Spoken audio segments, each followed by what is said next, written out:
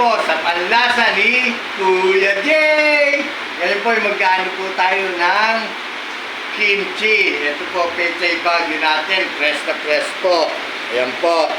Tapos, sibuyas, bawang, luya, saka patis, saka chili paste, saka asin, saka ito po yung glutinous rice flour.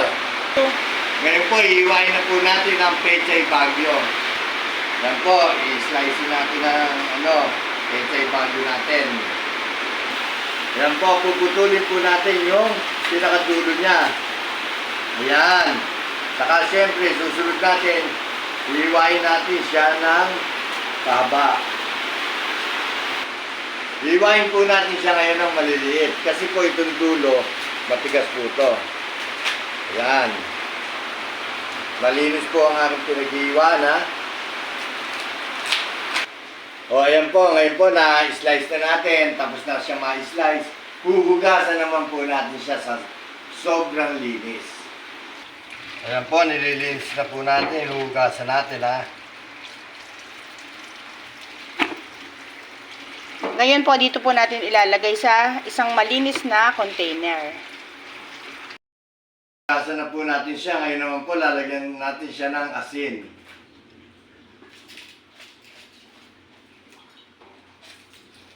Ayan.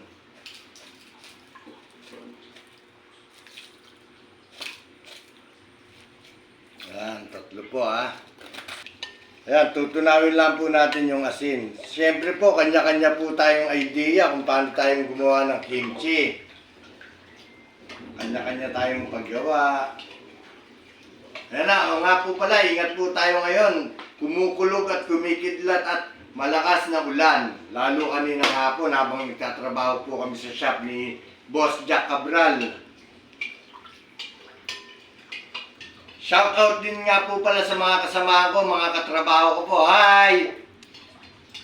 Jack, Boss Lawrence, Boss Arca, Jack Cabral.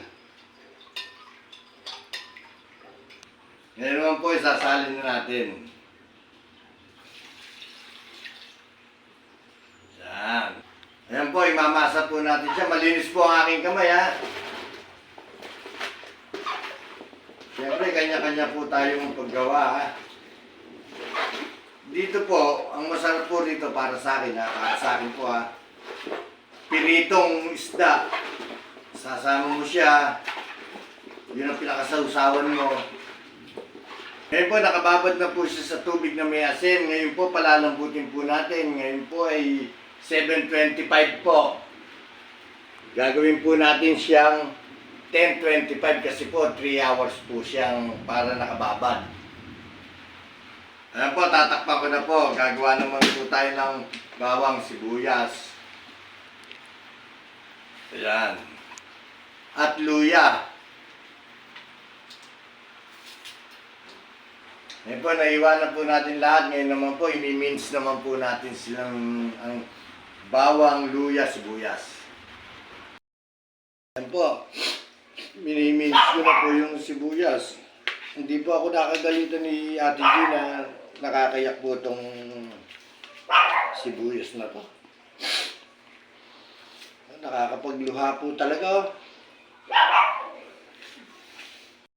Ayan po, babalik na rin na po natin ngayon. Ano na po, 7:30 kanina, ngayon po 8 na po.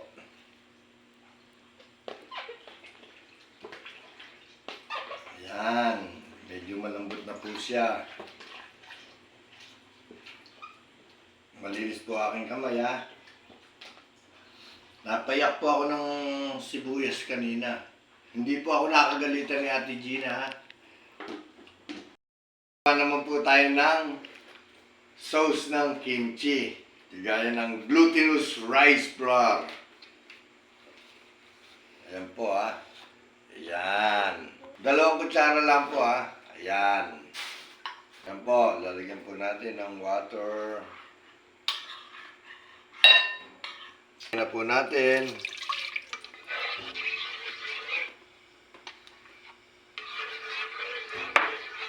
Yan, kailangan po mainang apoy lang po ha. Ayan na po ha, na ano na po siya.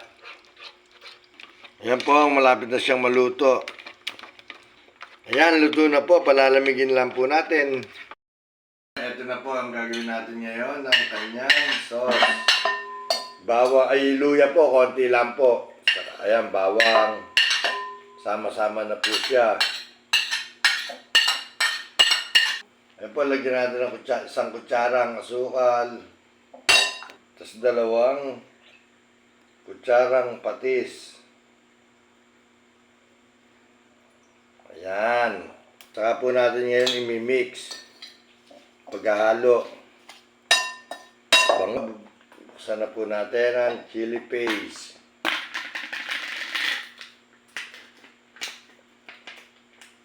Ayan, chili paste.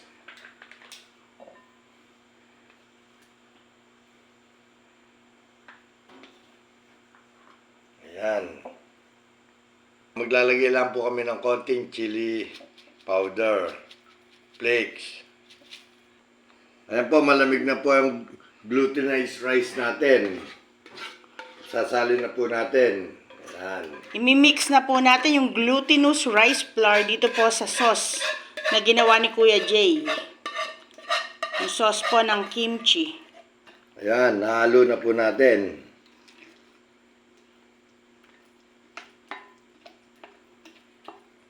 Mga kapanlasa, ngayon naman po, iugasan ko na po yung ating kimchi, na gagawing kimchi. Yan, ugasan ko na po ha.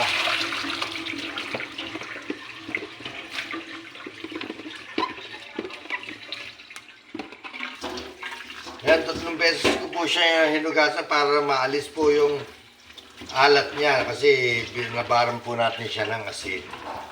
Yan, pinipiga ko po para mawala yung alat.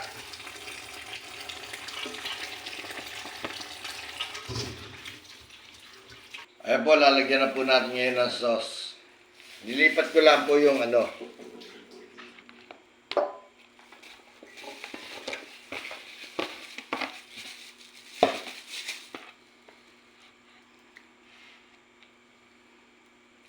Ayan. May kimchi na siya. Ayan po, nilalagyan na po ni Kuya Jay ng sauce. Yung ating kimchi. Ayan po, oh. Ayan na po ang ating kimchi.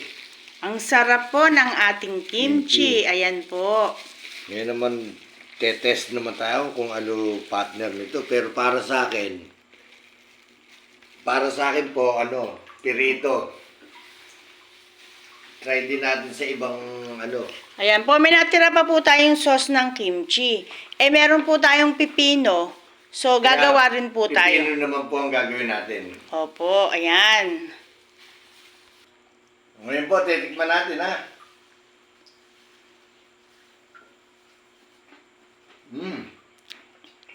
Dabe. Okay yung alat niya.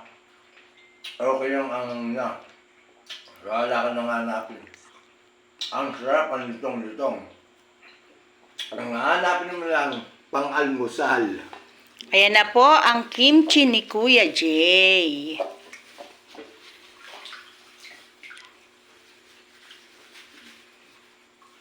Babay na po. Dito lang po yan sa panlasa ni Kuya Jay. Love you po, hug.